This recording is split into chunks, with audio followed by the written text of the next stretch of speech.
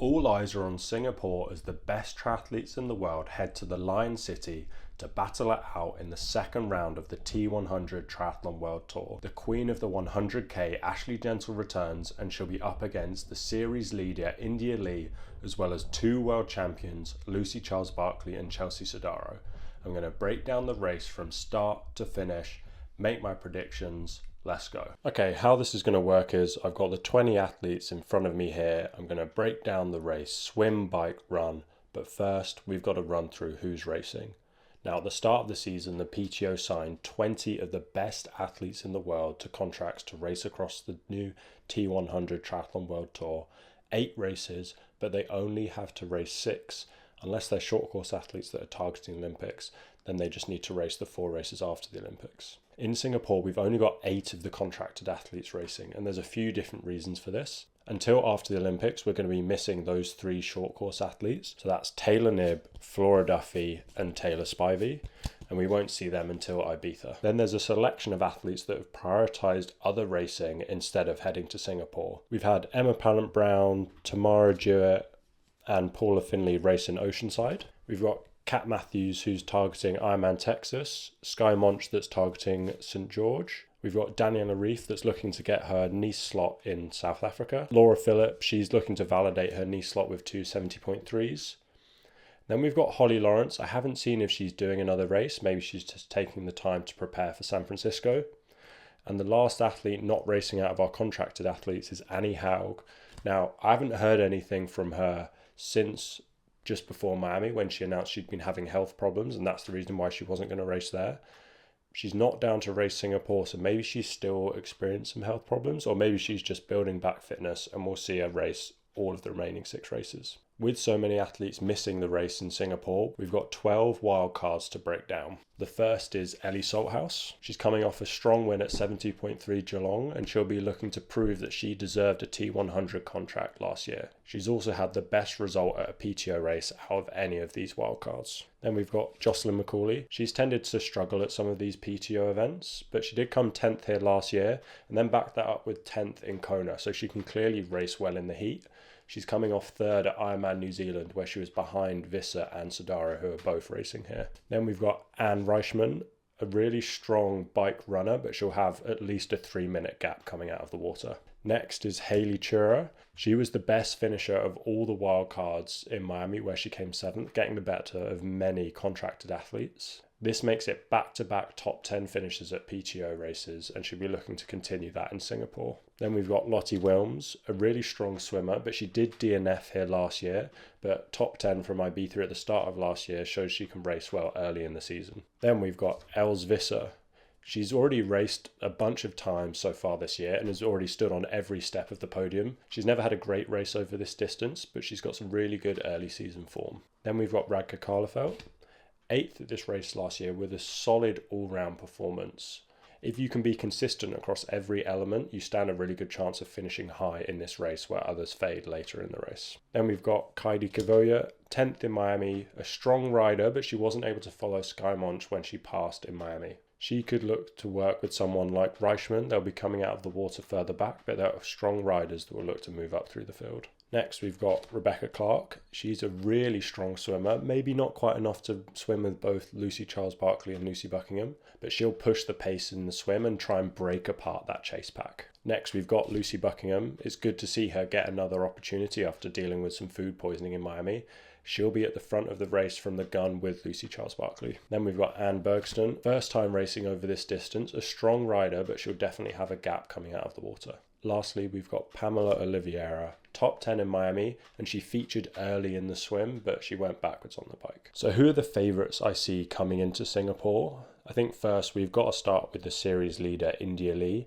She had the fastest bike and run in Miami, the first athlete to do that at one of these 100k races. Expect to see her challenging for the win again, but Singapore is definitely a step up from Miami. She raced well in the heat there, and she's been doing some specific preparation for Singapore, and we've seen her in the heat chamber, so she should be coming in pretty good form. Then we've got the return of Ashleigh Gentle. She's the most successful athlete over this 100k distance, and she always excels in the heat compared to her competitors. It is the first race of her season, but she hasn't had to do the normal long haul travel to Europe like she's used to doing, and it looks like she's been targeting this race specifically to kick off her season with a bang. We've got to mention Lucy Charles-Barkley, second in Miami off limited run training. With another few weeks of training to build fitness, could we see her challenging for the win? Definitely she'll be featuring for the podium. And my last favourite is Chelsea Sodaro. She's already raced 3 times this year, and she was on absolute fire Ironman New Zealand, where she ran sub 250. She's had nearly 6 weeks to shift the focus from Ironman to T100, and she was third at this race last year with the fastest run split,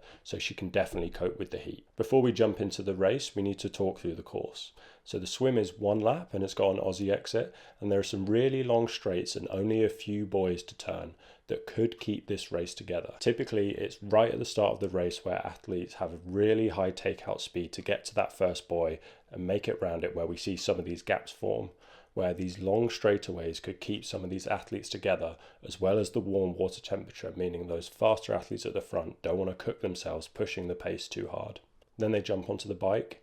8-lap course, 10k per lap to make up the 80k bike. There's around 800 to 900 meters of elevation going up onto the highway. There's got these ramps and inclines that are going to drain the legs when they head onto the run for that 3-lap course. Lots of out and backs where athletes can see where they are and gauge if they're moving up or down the field. So how this is going to work is I'm going to rank the athletes across front pack, chase pack, second pack, third pack as we move through the swim, bike and run to demonstrate how I think the race is going to play out.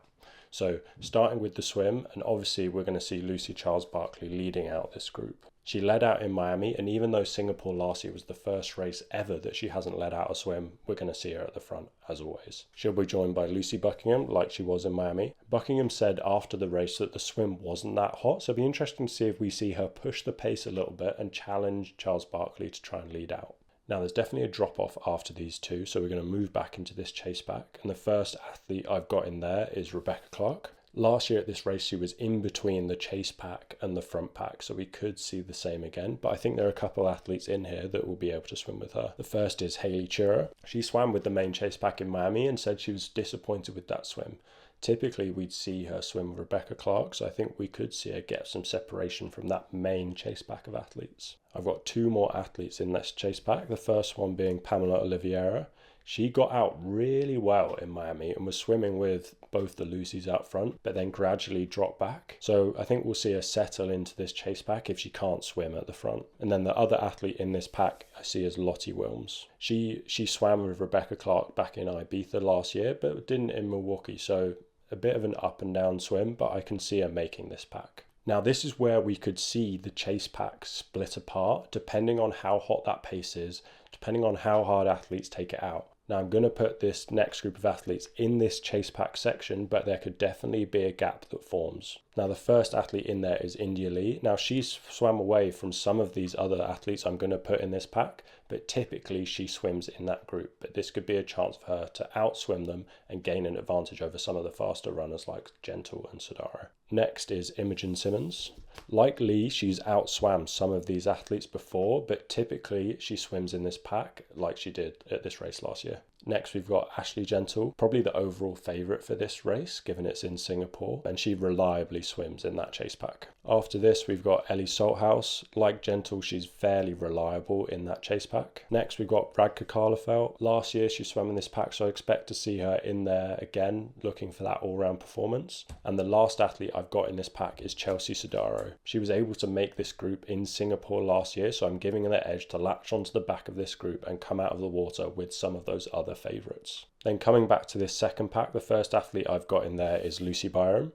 She could find herself in between packs like she did in Milwaukee last year. It would completely change her race if she was able to swim up in this chase pack, but for now I don't think we've seen her quite do it yet, so I think she'll be back in this second pack. She'll likely be joined by Jocelyn McCauley. She's been able to swim with Sodaro over Ironman distance events, so at Kona last year and New Zealand this year, but she hasn't quite made it at these shorter distance events yet. And then the last athlete in this pack I see is Marjolaine Pierre. Now there's a bit of a question mark of whether she'll be able to swim with Lucy Byram. Lucy Byram may find herself in between these different packs with McCauley and Pierre further back, but they're sort of a similar caliber of swimmer, and it'll be interesting to see Byram and Pierre go head to head for the first time this year, as they're widely touted as two of the best young athletes in the sport. Now, coming back to this third pack, the first athlete I've got in here is Kaidi Kavoya. She lost 4 minutes in the swim in Miami. Then we've got Amelia Watkinson. She swam in the same group as Kavoya at 70.3 Worlds last year, but lost 5 minutes in the swim at this race, but biked and ran her way all the way up to 6th. And that just shows what you can do in this race. While others fade late, you can move your way through if you've paced yourself well. Then we've got Els Visser. She swam with Amelia Watkinson here last year. Next, we've got Anne Reichman. She swam roughly in this group last year. And the last athlete we've got is Anne Bergston. She swam with Anne Reichman at 70.3 Worlds, so expect to see them close together. So this is how I see it coming into T1. We've got the two Lucys up ahead, probably with around a minute gap to this chase pack. We could see this whole pack of 10 athletes come together and come into T1 together, but there could definitely be a break in between this 4 and the 6. I think Rebecca Clark will want to push the pace, and it's just who can go with her. There's a huge opportunity for India Lee and Imogen Simmons to break away from favourites Sodaro and Gentle, move up into that chase pack and distance themselves before they jump on the bike. So moving on to the bike, we're going to have the two Lucys up front. It's going to be super interesting to see if Lucy Buckingham can share the load with Charles Barkley to help them hold off the favourites coming from behind. It took India Lee nearly 70k to catch Charles Barkley in Miami. So if Charles Barkley and Buckingham are able to work together, they might be able to hold off all the favourites until they get to T2. Conversely, Lee was working primarily by herself in Miami. So with the likes of Simmons, Gentle, maybe even Sodaro, they can get a bike pack going, share the load and chase down those leaders before they even get to T2. We talked about the favourites in this chase pack, and they're the main threats coming from behind. You've got Lee, Gentle and Sodaro all in there, as well as Imogen Simmons, who's really strong on the bike. Ashleigh Gentle rode really well on this course last year. She always performs well in the heat and seemed to like the man-built hills of riding up onto the highway. She put 2 minutes into the majority of athletes, all except Imogen Simmons, who rode within a similar time. But we can't get carried away with her putting 2 minutes into Lucy Charles Barkley, given where her fitness was at that point in time. But Ashleigh Gentle is definitely one to watch coming from behind. Like I said, Imogen Simmons also rode really well on this course last year, and she could make a great partner for India Lee if they can attack early and try and drop Gentle out of the water. Lee showed in Miami how good of a runner she is, but she's potentially a tier below the likes of Gentle and Sodaro, so would ideally have time on them coming into T2. Then coming further back, Lucy Byram is one of the best cyclists in this field, and she's going to come charging up and catching onto this chase pack, and then she could try and split it apart like she did at the US Open last year. Okay, so let's start to run through how I think this is going to play out. You're going to have the Lucys off the front, and then I think we're going to see Lee and Simmons driving the pace and moving up to close in on this front pack. Likely see Gentle and Salthouse go with them. Big question will be, can Sodaro follow that group of 4 on the bike? I'm not sure if she can. Last year at this race she got dropped. Again, we're not sure what her fitness was like at that point. She's been racing a lot early in the season, but I'm going to keep her back in this chase pack along with Carla Felt. Then from behind you're going to have Lucy Byram driving the pace and coming through, and the same with Marjolaine Pierre. So I'm going to move them up onto the back of this chase pack. And then coming back to this third pack, this is a seriously strong group of riders. Now, depending how closely they come together, we could see them work together, but I think the two to really keep an eye on are Amelia Watkinson and Anne Reichman. So I'm going to move them up into this second pack with McCauley. Now this is how I see it, roughly 30-40k into the bike. We're going to see this pack of Lee, Simmons, Jensen, Salthouse continue close in on the two Lucys up front. And I think we're going to continue to see Byram move through the field and catch up to this group of 4 who are chasing down that front pack. So I'm going to move her up onto the back of that group. Then of this chase pack, I'm going to move Sodaro and Pierre to the front. And then I think they'll start to apply the pressure on the rest of this group. We'll drop back. So I'm going to move them back into this second pack. Then I think we're going to continue to see Watkinson and Reichman move up the field, and I'm going to move them just off the back of this chase pack. Now, moving further through the bike, we've seen Lucy Byram catch up to this chasing group with Lee, Gentle, Simmons and Salthouse.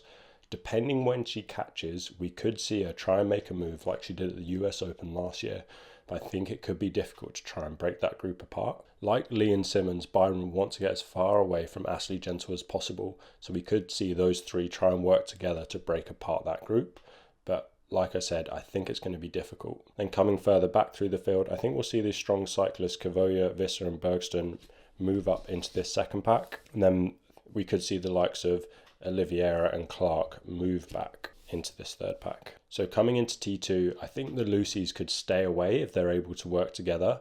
If they don't, and it's all left to Lucy Charles Barkley on the front, I think we'll see this group of 5 catch them and come into T2 relatively close together. You've then got this chase pack group here with some strong runners of Sodaro, Pierre and Watkinson, and then you've got these other athletes further back. Out onto the run of this chase pack, the clear best runner is Ashleigh Gentle, so depending how close that group is together, you're going to see her pushing the pace and look to move to the front. With a few more weeks of run training, it'll be interesting to see how Lucy Charles Barkley compares against India Lee. They had a great battle in Miami, but Lee was able to just run away from her after about 8k into the run. So I'm going to move Gentle to the front of that group.